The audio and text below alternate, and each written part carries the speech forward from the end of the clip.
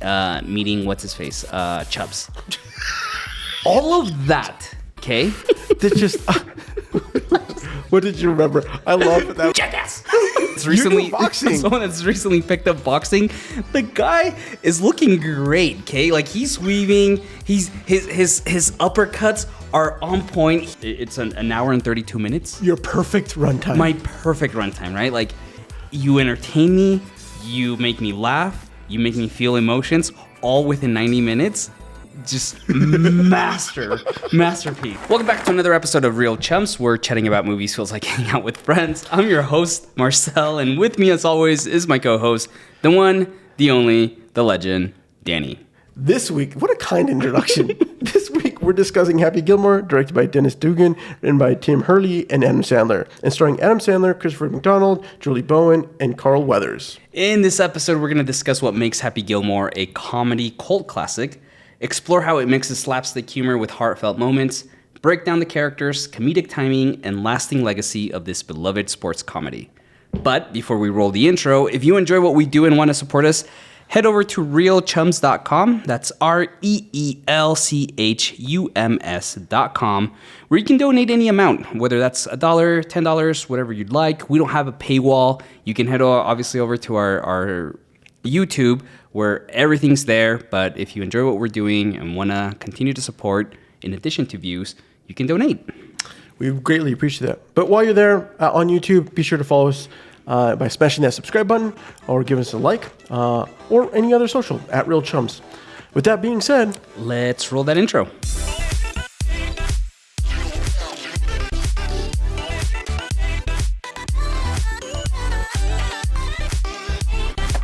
alrighty, bro. I'm so pumped to be doing this movie. It's been a hot minute since I've watched this. It's been a long time for me since I've watched it. I'm excited to be talking about it. But I wanted to know, did you know that character of Happy Gilmore was inspired by a real person? Who? So apparently Adam Sandler's childhood friend, Kyle McDonough, was a talented hockey player who also excelled at golf, who would often just outdo Sandler on the games for golf. Okay. So he attributed this movie to McDonough's hockey background, which has led to creating Happy's destructive run-up golf swing, blend of hockey, aggression, and a golf technique, which has become iconic. Interesting. That's great. I know. Fun little nugget from the interwebs that I didn't really realize. But something I wish I was better at is I always hear of writers, especially any kind of writer, just carrying a notebook with them. Yeah. And anything that inspires them or something quirky that they see. Look at you. You've got it. I decided this year that because we have the goal to do filmmaking, that I wanted to carry around a notebook so that if something came up or have, whatever, to jot down. Just jot down. Things that I want to have in my head. And I think I need to do that because had Adam Sandler forgotten about his buddy McDonough, we would have never had Happy Gilmore. Right? So I just need to get into that habit of writing down. I need to use my notes app better. Yeah. And I do my notes app too, but I think I was trying to do something, break the, go. I think I saw a recent video on OpenAI's, the guy who does OpenAI, what's his name? Anyways, what's his bucket? But yeah. He carries on a notebook too. But the thing that I thought was interesting, that he'll write stuff down and then he rips out the page to process it digitally. And then it's a physical act of basically moving it to the digital forefront. So okay. It's shift. So in video editing, I don't always do it, but I try to, where I'll if I'm doing my edit and I'm finished, I'll sometimes export it and then watch it on exported and stand back or watch it on once I've uploaded to whatever and shift the medium that's in, because then that becomes it shifts my perspective on that video that I've been editing for a long time to help me catch some of the things that I miss. And I think that has a similar effect. That's interesting. Anyways, I just think that with AI being more prevalent, that the skill set of being able to process your thoughts more effectively rather than just blurting it out, which is I have a problem of. If you're a long-time listener, you know this. Just kidding. Nailed it. Yeah, no, I need to do better at that because there's so much that happens, and like, especially like working in like corporate America that I do, like, there's just funny things that happen at work, and it's like I should write this down because no one will believe me, and we could probably create a short movie with what this interaction I just had. Right. What is your relationship with this movie? I love this movie. It's coming up on its 30th next year, which is mind-boggling to me to know that this movie has been out almost 30 years. But I have very clear and vivid interactions with this movie. The first time I watched this was on a family trip down to Moab. Wait, with your fam? Yeah. Oh, Cousins, everyone. This was like the Delgadillo clan, the family clan going out to Moab camping for like this would have been 3 days. a vibe. And my uncle was the one that brought it, and he set up like a projector, and in the movie outside, it was late at night, where it's Moab, we're camping, we're under the stars, and obviously the older cousins, I'm kind of like in the younger-ish group of cousins. The older cousins knew about this, and they were, oh yeah, it's we gotta watch it, it's super funny, whatever. And it's probably like 8 p.m., 9 p.m. We put this on. Oh, dude, this is like one of the first movies where I just laughed out loud. Just hysterically. Hysterically laughing out loud. Yeah. And like, and it's also like one of those movies that like, it wouldn't have been the same experience had I watched it by myself. It's because I was with I want to say like 12, 14 of us cousins and a few of the uncles that we were all just cracking up, laughing. This was my first Adam Sandler movie. And it shaped my sense of humor. It shaped like my love and interest in Adam Sandler because I saw this first before Billy Madison. And it was just iconic. Like, it is one of those, like, we all have those, like, going back to like Inside Out, like those core memories. Yes. This is a core memory for me of funny. camping, going to Moab for the first time, camping like out there, watching this for the first time. It is just like weaved into who I am as a human being. But I hadn't seen this in like maybe, I don't know. My wife does not like Adam Sandler.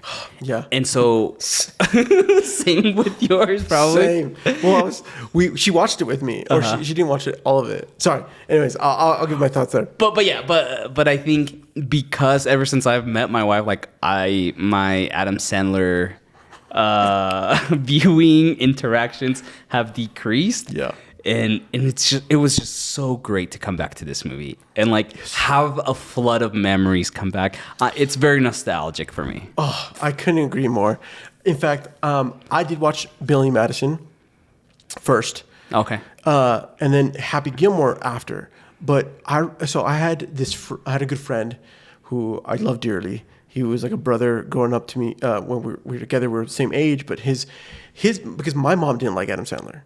She didn't love the way she like the whole, and so like it kind of became this thing where like once I watched Billy Madison, I mean, and then watched Happy Gilmore, these two movies that shaped. It was junior high. we ended up watching it at his house, and just again, also like the humor, the amount of things that you just as just a dude, and I can just imagine the like bonding that happened that night for you. Oh yeah. And more just like like the line that can lines that were flowing from then forth of like to like riff on people. To me, is awesome. And then over the years, like I shared this with like my friends growing up at like sleepovers, right? And there's so many like iconic moments. I can think of one buddy of mine who would quote so many times like this movie, and it's just so funny. Like watching it again, I was like, oh yeah, that's what he would constantly say. Like it's just so quotable, so iconic, and it's just It's just an incredible movie, and we'll dig into it as to what makes this so iconic. But like, yeah, I just love this movie. Let's talk about the synopsis, right? Happy Gilmore follows a failed hockey player with a powerful slap shot who discovers he has a talent for golf. To save his grandmother's house from foreclosure, Happy enters the pro golf circuit, disrupting the sports norm and battling rivals with his explosive personality and unorthodox style.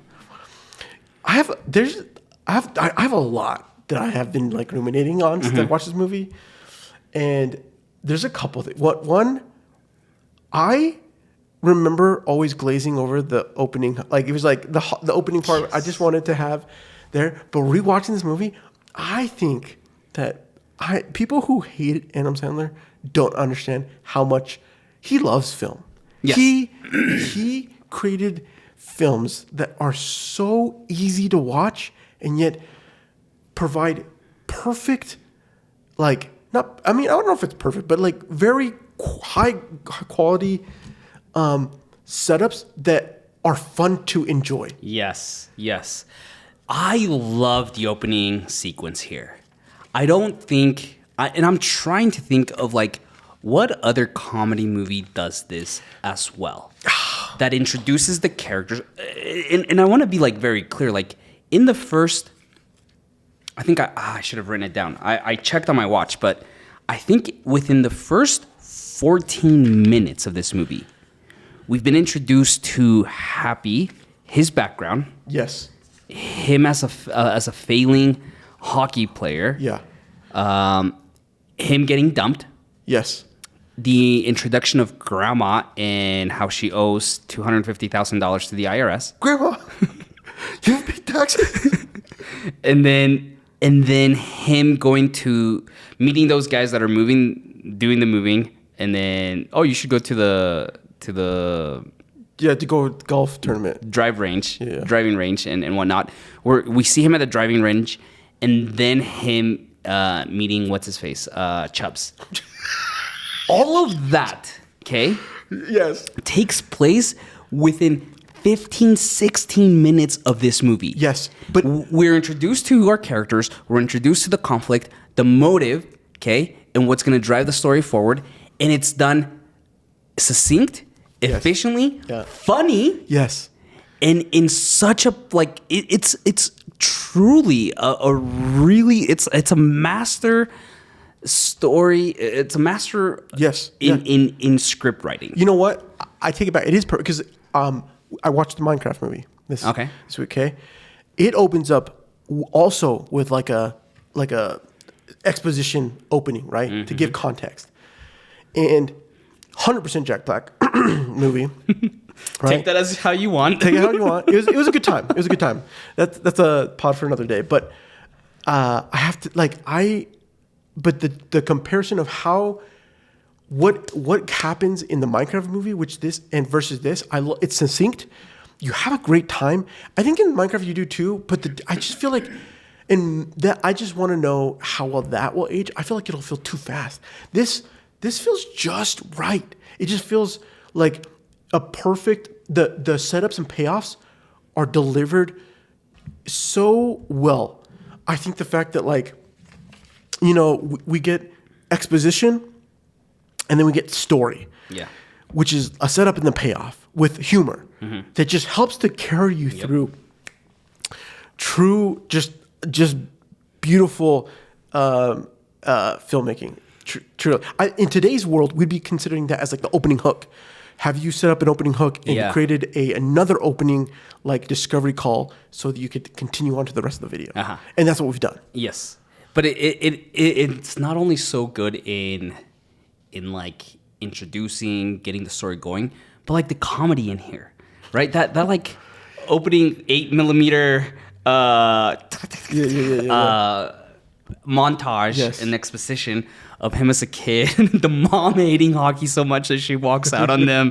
The dad dies as well. He gets taken by grandma, who opens the door with a Gene Simmons mask, right? And it's just beat after beat after beat, and like you said, it's just setups with beautiful payoffs, right? And it's again, the movie with credits is it's an hour and 32 minutes. Your perfect runtime. My perfect runtime, right? Like, you entertain me, you make me laugh, you make me feel emotions, all within 90 minutes.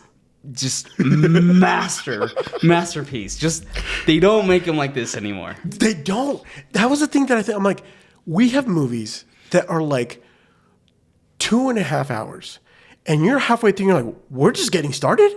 Yeah. Or even, I mean, I haven't seen Minecraft, but like that movie's an hour and 42 minutes, so it's about 10 minutes longer than this. Yes. How is the pacing of that compared to this? Are the 10 extra minutes warranted? I think it's warranted, but I'm going to tell you, the story is not nearly as succinct as this movie. And I get it, like, two completely different types of audiences, whatever, but like... They just don't make them like that They don't make them like this anymore. Oh, I'm so glad that you had the same vibe. I remember as a kid, like, opening sequence, whatever. And I was like, now we got to get to the good old Happy Gilmore, driving. And I'm not going to, I forgot Chubbs. And when he throws the freaking hand, I like lost it again as if I was a 14-year-old kid. And I was like, oh man, I forgot this movie. It's just, and the jokes as well. Like, obviously, like, oh, it's made out of wood, real sturdy. The semi goes by.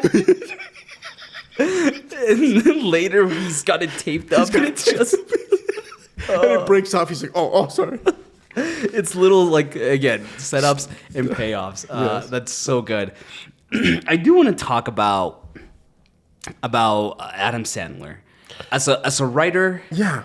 As a performer, and this is our second Sandler movie. We did Wedding Singer last year. Such a great movie too. And I think it's just crucial to like notice that this movie came out in 96. Billy Madison came out in 95. Yeah.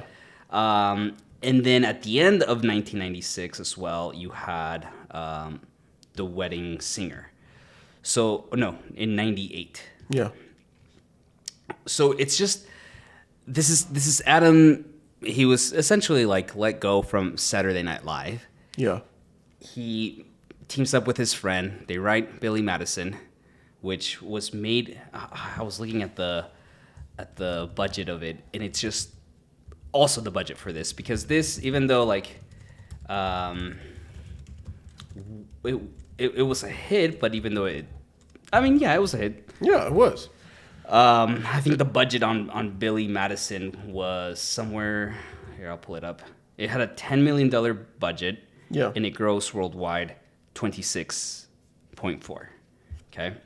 And then Happy Gilmore goes on to just demolish that with a slightly bigger budget. 12 million is what I see. 12 million, right? Mm-hmm.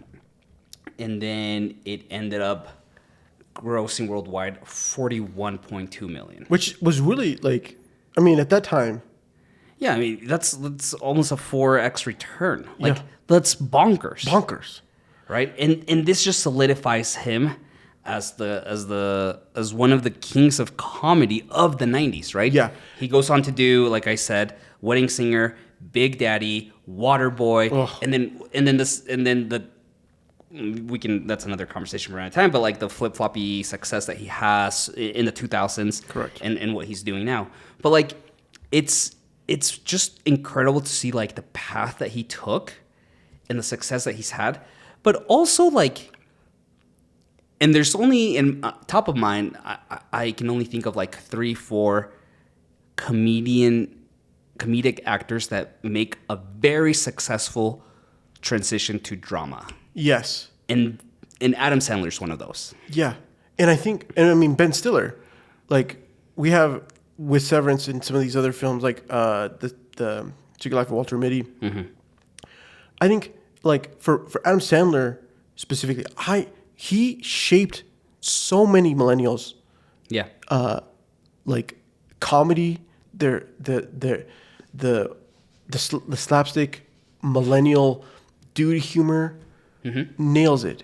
And then, like you said, flip-flop, but like, when I look back at these films, these are films that when you look back, you have the moms of our eras that are like, I don't like Adam Sandler, or like, or someone like, and it's because their mom didn't like Adam Sandler's, but they didn't ever take a chance, and they lost out on the joy that this movie's bringing. And I do think that like the people who like, there was a sense of instillment that like, because of this type of like, because this specifically Happy Gilmore compared to Billy Madison, I think has more quality, like just comedic hits that feel more family friendly. Yeah. You know, because Billy Madison, more childlike, you know, even though it's still like, you know, he's involved with kids, he's going back to school, whatever. There's still stuff that I think probably play more like, it feels a little like because of the kid thing. But in here, I just think overall, like as an adult or as a kid who watched it, like there's the humor that resonates with it, like that teenage perspective, growing into trying to learn about adulthood and coming to terms of like, what does it mean to take care? Like he has a very strong moral compass of why he's doing a thing. Yes. Right. And he's like, I'm a hockey player. Like I love that he's always bringing it up with the girl. He's like, no, I'm a hockey player. I'm not a golf player. Right. This identity that he's like, no, this is whatever. Yeah. Whereas everyone's like hating his. You bring up something really important about the character of Happy Gilmore, is that moral compass, right? Yeah. He wants to help grandma. Yes. And I think that's very crucial in a movie like this that is so bonkers, so far-fetched, right? How do we ground this character? How do we ground this story? And that's by introducing grandma. And she plays such a pivotal role because she is the inciting story point that puts Billy or Happy on this path. Correct. And I think other movies would have just probably approached this as, we have a failed hockey player that like has this incredible hit or this shot. How do we get this in character in golf? And they probably would have done it through like monetary reasons, which we have here. But at the core, it's saving grandma's house. Yeah. And it is so important because, again, it grounds the story, it grounds the character, and it makes us root for him. Because, yeah, he's a bit of a psycho. Like, he's got anger issues. I love the fact that he's in I forgot, again, that introduction to him and Chubby, where Chubby immediately sees the talent and sees the potential. And you know, because the fact that he's like literally reading newspaper while he's doing private lessons with some lady who can't even hit the ball properly, right? To then Billy going over to the batting cages and getting hit with 364 days until next hockey tryouts. I gotta get in shape. Oh, come on! And the kid's like, "That's awesome." Oh, how many kids got hurt that summer? Yeah. That's what I want to know. No, seriously. I remember thinking, I'm like, oh, would it hurt when I saw a batting cage? So, like, it's crucial to introduce a character like Grandma. And I'm curious to see how the sequel, we'll talk about the sequel that's coming out in a few months. But, like, I'm curious to see how they're going to help ground this character and what's going to be the inciting story point that puts Happy back on this path, right? You know, I think that what I love about with this core for Happy's character, his grandma, is that Happy is a walking juxtaposition, right? And I think this entire movie is a masterclass in why juxtaposition is so key for film. You have one, like, they do it even in the lines. He's like, Happy's like, you're the best, I'm the worst. You're stupid, I'm smart, I was wrong, you were right. Yeah. Right? And then having the same thing with the fact that, like, you know, you can't play hockey or you can't play golf. You know, you don't even look the part. He's not professional, whatever, comes in and can just demolish, right? Yeah. He's unorthodox, but yet is competing at a level, but he doesn't care about it, right? Yes. But he cares about winning, but he doesn't care about the game, right? He cares about grandma's house, and that's so important. But go on. You're right. But how much juxtaposition plays to so much of this film, and how much that juxtaposition in dialogue, in actions, in the shoot, you know, with Shooter competing with him and trying to like drive right. Adam's got his former guy that he puts a nail in his head. Oh yeah, Mr. Johnson or Peterson, something like that. Yeah. And then, but then Shooter with his like catcalling guy to rile up Happy to get him kicked off the league, right? These things that just. What did you remember? I love that moment when you just remember It's jackass. Love it so much. I love it. So we could go to the Red Lobster. He's like, here's the money. We can go to Red Lobster? Can we just hang out, please? Go on. Anyways, I I think the fact that you like just remember these moments and you just can't help but like lose it. It's just the testament of this movie. It's really good. And again, as we've been doing sports movies this month, like, what a wonderful story of an underdog. Would you remember? I just remember Bob Barker. Oh, we're going to get to Bob Barker in a second. But yes, like, it's just so iconic as a sports movie to, like, ground our character, put him in this case as an underdog, but also as a fish out of water. Yes. And just, it's just the perfect recipe for an underdog story, for comedic bits, and just for growth. It truly is. I'm so glad that we put this on the docket. This is like one of the top 10, if not top 5 sports movies of all time. Okay. So we have this whole Happy Gilmore. We know why he's a core character, why he's phenomenal, and it's because of that moral compass. Why is Shooter McGavin one of the most iconic comedy villains? Dude, there's just something about Christopher McDonald and just the decisions that he chooses with this character. Yes. His introduction. Okay, they're kicking off the tour, and if you notice, they're on the stage. Julie Bowen's character is talking about like, or the guy that's in charge of the tour, and here we have Shooter McGavin. He has his back to the crowd, so he's facing the other way. And as soon as they say Shooter McGavin, he like turns around all sly and just like walks up to the microphone and like welcomes everyone. And it's like, what an arrogant thing to do! Like, he's so arrogant. He's trying to like have this like great entrance by just simply turning around. And it is just so funny. And like when he asks, bring me a Coke or whatever. Obviously, like his mannerisms. Dude, his mannerisms, are so good. He channeled Shooter McGavin. Yeah. Like, he's like, no, this is who this guy is. And Christopher McDonald, like he obviously at this point he's playing a lot of like villains, and yeah, he was. He turned down this role I think 2 or 3 times because he didn't want to get typecast as a villain. I mean, but he kills it. He does so well, and just like his deliveries, because you have 2 versions of Shooter McGavin. Yeah, you have the Shooter McGavin when he's around the other pros, right? Yeah.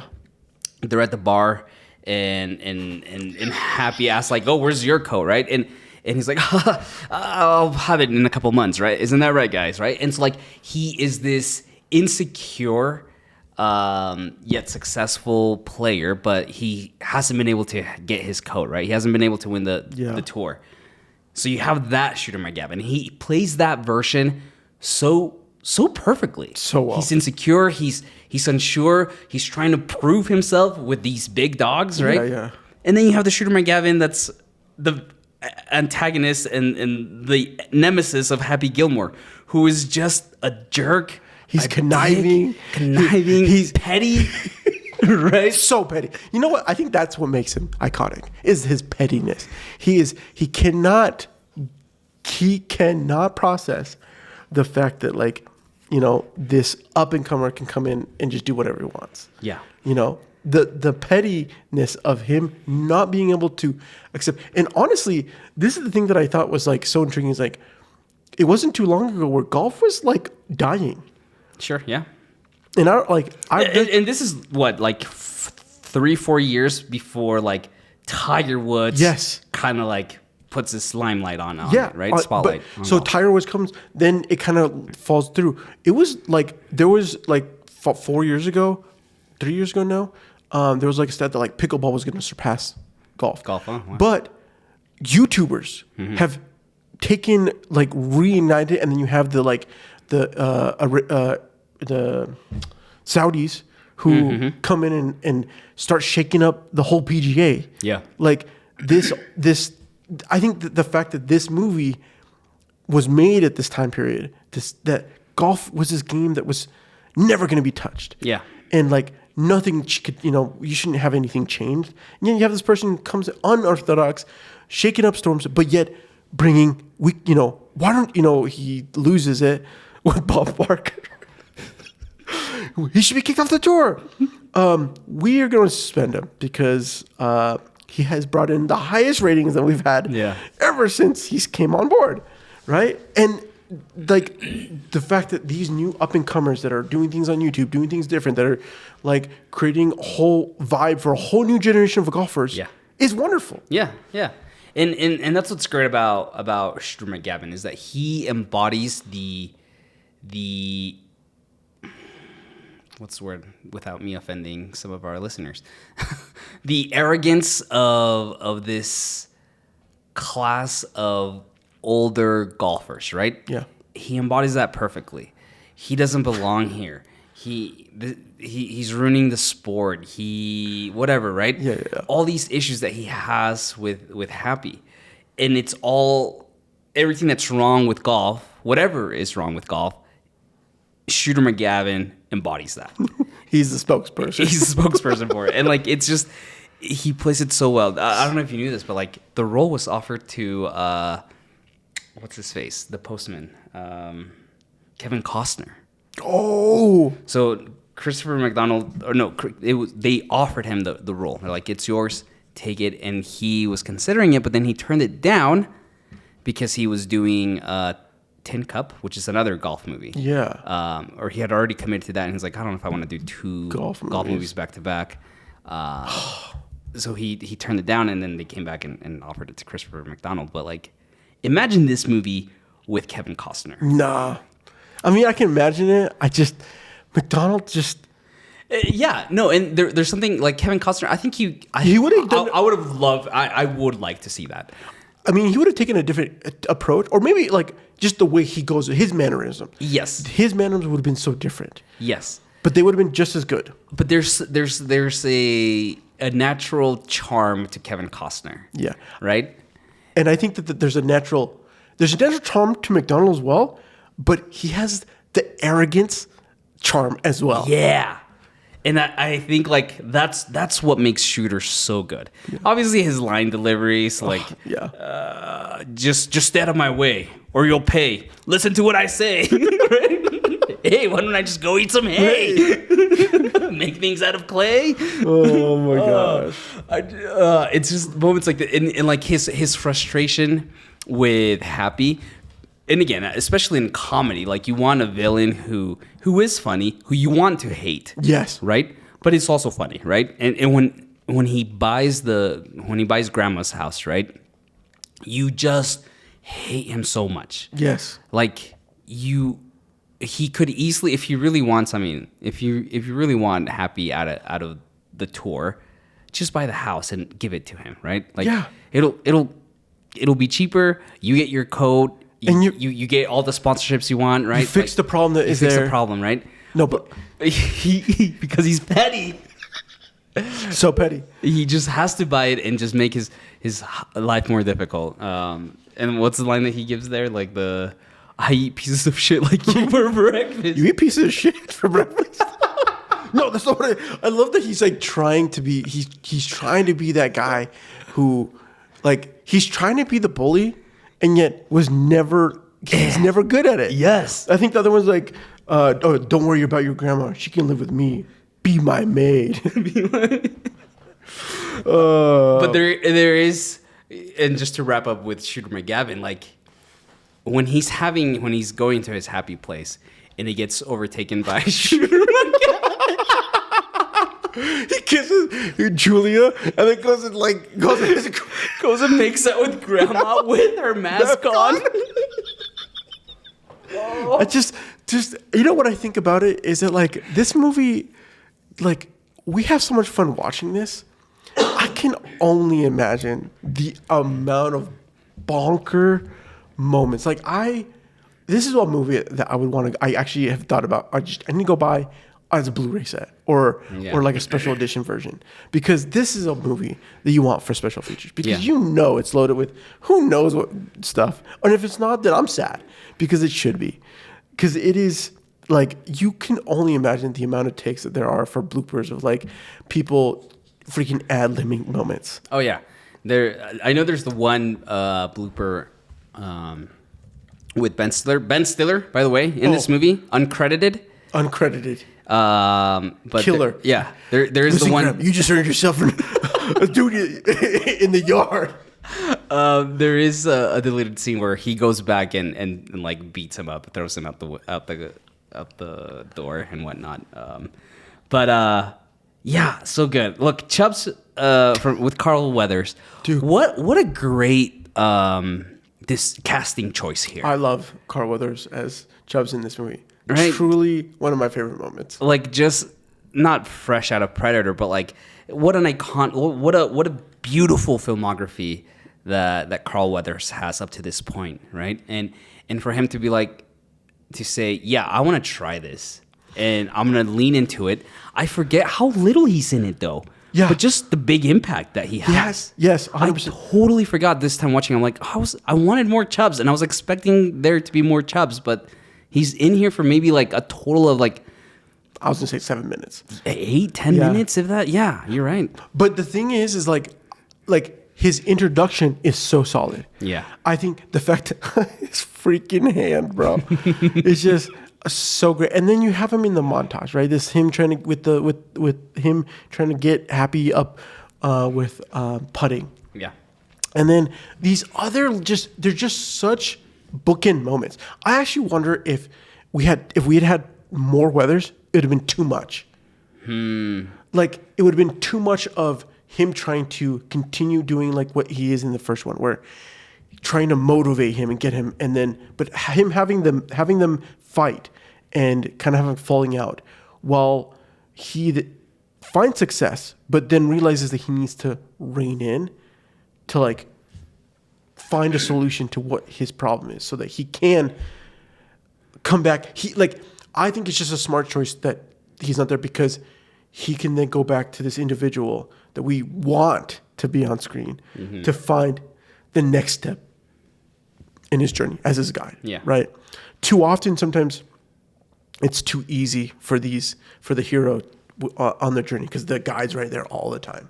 Yes. Right. Yes. There's always a falling out, but like I think that the fact that they did it so early for such a good chunk of time, right? We don't get him until like the beginning of the first, like the middle of the second act end portion. And then the fact that he dies in the most like ridiculous way. But Weathers commits. He commits to it. And also, I love that the script commits to that. Because you could have easily just been like, let's write him out. Like, let's have him be there. Help him in the final round or whatever. But, like, you commit to killing off this character. And what that's going to mean for Happy. And then also, like, on a comedy level, like, what moments, how can we leverage this death and make it just funny? Just great stuff from Carl Weathers. Look, my biggest issue with this movie is the character of Virginia. Like, yeah, I wanted more. Yeah, maybe not her character, but more so like the love story. Yeah, like they just go on that one date, they're in love, it all works out. Yeah, great, whatever. Which is a great date. Super. The guy on the little the Zabini. Singing the song, mouthing the song to Endless Love. He just knows it perfectly. The lights are dimming, and and I love that just like he's full on, just straight up on screen. But it's so great, like a camera technique to be locked on to the couple slow dancing, and we just slowly pan back and we bring him into focus, and he's just mouthing along. So committed to it. Oh, it's so good. It's so good. We kind of lose out on her to bring Weathers back with the whole putting situation. Yeah. Right? And like her being a support, like she kind of loses on her like there. But I don't know. It's still, even with that, it's like it's a small thing that like, yeah, would have been nice to have a little bit more. Yeah, definitely. But the movie still hits as hard as it does. Yeah. With that little situation. I will say, I think it's probably one of my favorite scenes is when he's like, you should know my girlfriend is dead. She fell off a cliff and died on impact. Is that true? No. And she like knows that's a straight up lie.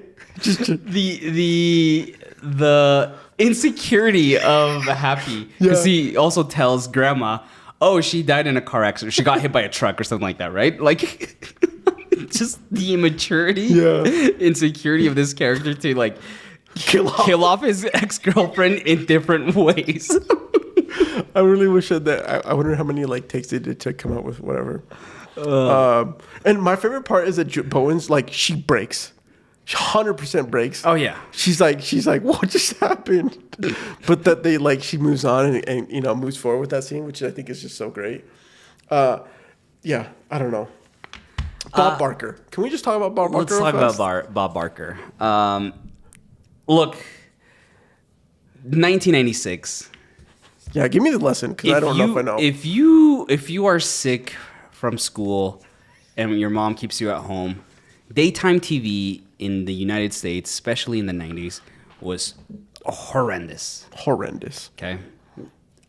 And the only thing you could watch was Bob Barker in The Price is Right. Yeah. And it's just incredible that like they pulled this off. Yeah. To bring him in, for him to commit again. Something that's great about comedies are when everyone is committed to the role and just go for it, right? And we see that here. And again, like this movie, it raised the viewing numbers for The Price is Right for years after. Yeah. And Bob Barker is just great in this. Because he comes in charming, just, hey, you're doing great, whatever. And then as soon as he starts choking as a player, like Bob Barker just completely switches. Flips on him faster than someone eating Taco Bell and needing to go to the bathroom right after. Right? Like, it is literal whiplash. And yet he commits fully to the bit. Yeah. And it's just iconic because he commits to it. It's funny. The choreography. They brought in a stunt double, and he said, "No, I want to do this myself." Now, like the rolling down the hill, there's the stunt double, but like everything else, it was all him, and that I think is what sells it. Yeah, yeah. Like because you don't cut and like do weird or different angles to like hide the double. No, you are constantly on him. And also, like, great form. Look, as someone that's recently picked up boxing, the guy is looking great. Okay, like he's weaving. His uppercuts are on point. He keeps his hands all times by his face, so he doesn't get punched. And he's got perfect form. Like he turns his arms perfectly to give that punch. And it's just so good. And also not just that, but like. When we pan out and we see him like walking, like his athleticism as a boxer, he doesn't cross his legs ever, which is crucial, right? Because you cross your legs, you get punched, you lose your balance and you're out. Yeah. Okay, and like he is stepping perfectly. Like what an amazing, hilarious, comedic sequence this is, where Happy just loses his mind. He's like, you know goes what, after Bob? Bob Barker. And just go at it. The price is wrong, Bob. The price is wrong, Bob. I don't want a piece of you. I want the whole thing. The whole thing. It is just so great. And I remember the first time watching it, I knew who Bob Barker was. We all knew. Yeah. Right? And like, because I had been sick and I would put on The Price is Right because it's the only thing to watch. And for me to see him here, I was just cracking up that he was pulling this off. Just an iconic scene. It is my favorite scene in the whole movie. It truly is. Like again, that was another one that I forgot about, and I was like, when they have the moment. Oh, you've been paired with Bob Barker. I'm like, oh my gosh, how could I have forgotten this? But the moment you're just the anticipation, the build up, is just pure bliss. Like if this movie was made today, who would be that shocking of a celebrity that they would pull in Gabriel Iglesias and could pull it off? I mean, yeah. I think he would do it. Maybe Jimmy Fallon? Nah. No, right? No. Jimmy Fallon is in too many things. Yeah, he's too many. I would have said the guy who used to do Jeopardy, but just recently passed away. Oh, yeah. Bill Nye the Science Guy. No, still two. No, maybe. Speaking of which, total sidetrack. I was on Reddit. Classic, good story. So I know a good story when I see it. Here. And I don't know, someone was commenting like, what would have been your brushes with like your interactions with celebrities, blah, blah, blah. And I guess Bill Nye the Science Guy is the biggest dick in the world. Oh. Just a complete douche. So many people. And again, this is Reddit. Yeah, take it with a grain of salt. But like he was a top comment and like just example after example, comment after comment of like, I served him once at a restaurant, just a jerk. I was a valet for his car and like treated me like crap. Like just comment after comment about what a dick Bill Nye the Science Guy is apparently. That's brutal. So gotta work on that PR game, bro. yeah. No, it's just an iconic scene. I love it. It stands the test of time because of the commitment to it. I always feel like he committed so well that you kind of forget, like, is he actually mad? Yeah. Right? It's like, was there previous hostility towards each other before you guys filmed this? No, it's so good. Yeah, so good. I do want to ask you, Danny, because something that really stood out to me this time, especially with the first time that the movers are there and they bait him into hitting the ball. It's just the visual imagery of the ball just... Yeah. It looks so good. I actually was thinking about this as well. This movie, just alone, is so good. And I don't know if I know fully. I think that, like, I don't think they did any, like, everything's real. Yeah. And I think that they probably, they had a long lens of some kind. And it's weird because, like, this is film. I'm assuming that, like, the scene, going back to the moving scene, when it hits the neighbor, that's not CGI. That's probably just an animation. Maybe that was just... No, they could have... The other thought is they could have had some other golfer that might be really good, and they still had it, like, they shot from a shorter... Like, because I think they have it, and then they have a parfocal lens that, like, kind of zoom in. Yeah. And then when he does it again, and then he's like, "Hey!" And he gets knocked on the head. Like, the wife comes out. Are you okay?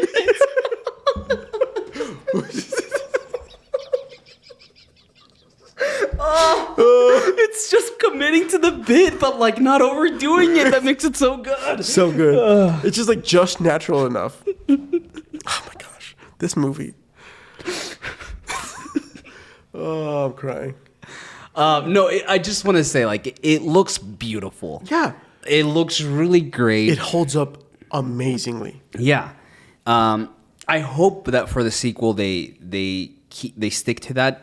I hope they don't rely too much on like CGI or how do we up the ante and like make cooler, him doing better shots or whatever. Like stick to like the true essence of what this is, and hopefully it's good. But something that stood out to me was just those iconic shots. They're so good, and I don't know who actually do you know who was the person who ended up doing like most of the shots? No, I don't. I should look that up. Okay, well, let's talk about Happy Gilmore 2 because, I mean, I'm like torn after watching this film. I'm like, I don't know if I want a second one. Unlike the Karate Kid, I'm excited for the next one, for this new take. For Happy Gilmore, I'm like, will it ruin this movie? That's how I'm feeling, because this movie is truly just perfect. Like, as a comedy movie, it's really good for all the reasons that we've talked about it. How do you not only match, but possibly top what you've done here, right? And again, like, Grandma isn't around. Like, I hope we continue to stick to, like, a moral compass or a morally good decision as to why Happy's coming back or what brings him into this space again. I don't really need to know like a whole like here's what Happy's been up to the last 30 years, right? Right. Drop me off here and what's happening. I would love just like I think for me I'm cautious about are we going to overdo it with the comedy bits? How do you continue to keep like the purity almost in the comedy that this has, and quote unquote update it to 2025. I just think there's so much. I don't know. It's high stakes. I don't like. I'm excited for like going back to Cobra Kai or Karate Kid. I'm excited for Karate Kid Legends. Cautiously optimistic, but for Happy Gilmore 2, I just don't. I don't want it. I don't. I'm so torn. I think I'm with you. I don't know if I want it, and I think part of it is like rewatching. Like when it came out, and I was like, oh, like the sequel that we've all been waiting for. Mm-hmm. But rewatching the film, I'm like, I don't know if you need it. It's just like this movie is so. It's just they don't do it like this anymore, right? Like I said, like this is a quintessential 90s film, 90 minutes. You get in, you get out, you get delivered on a payoff. I mean, is it the most iconic sport film ever? No. I'll argue that it's in the top 10. Oh, okay. You know what? I would agree with that. Is it the most motivational sports film out there? No.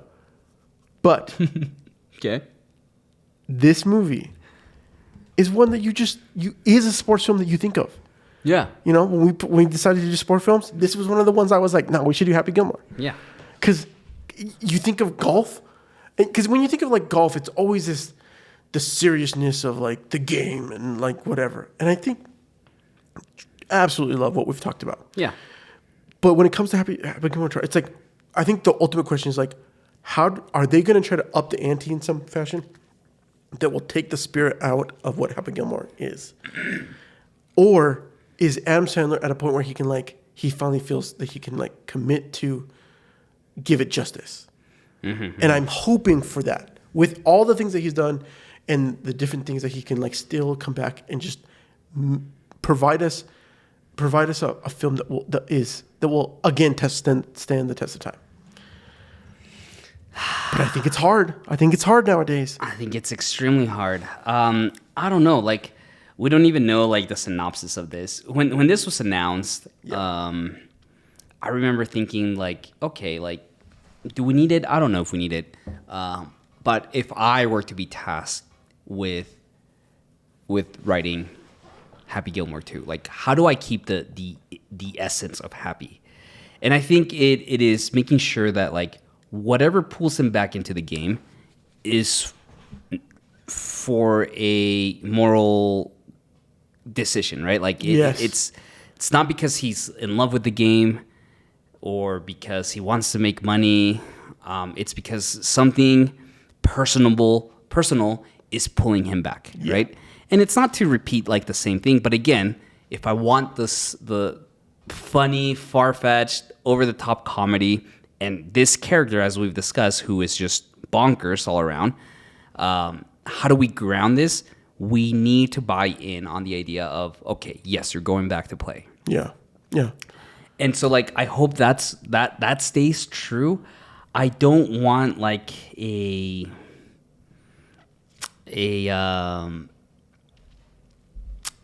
just a cameo fest of like celebrities. Yeah.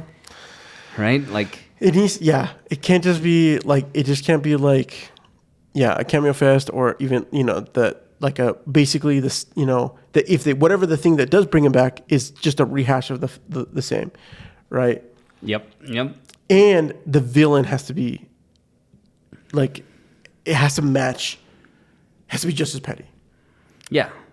Yeah. I mean, Christopher McDonald is coming back. Yeah. We'll see, like, what.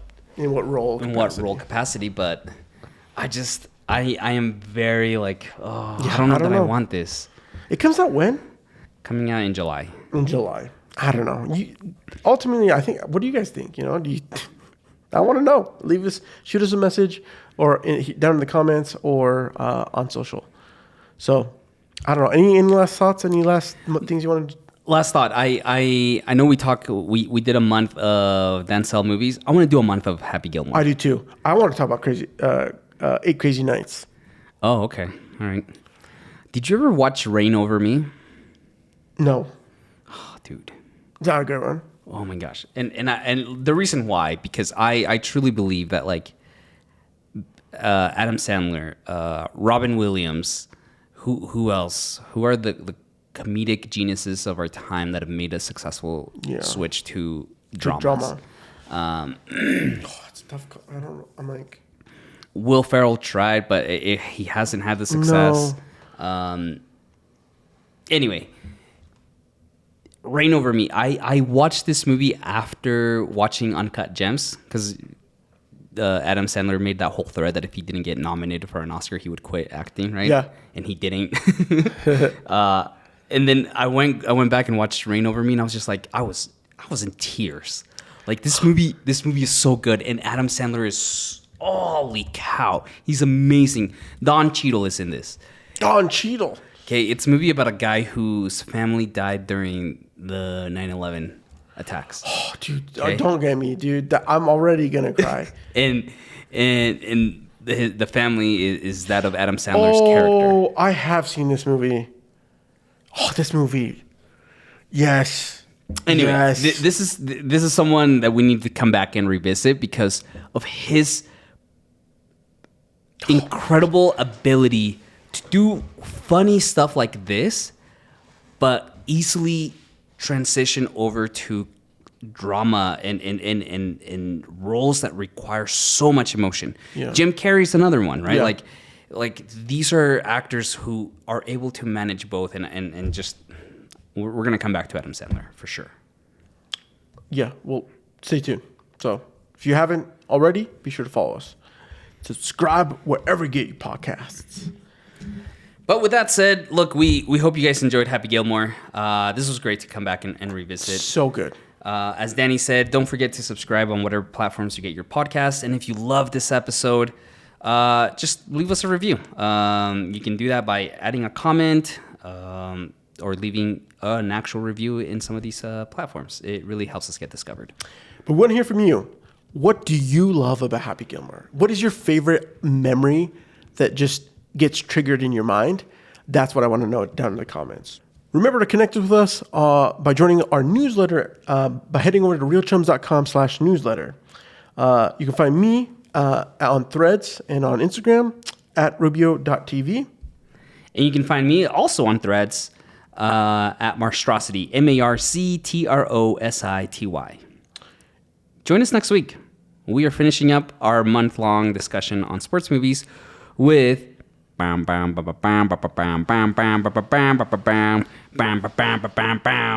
3. Yeah, we're going with 3. It's your favorite.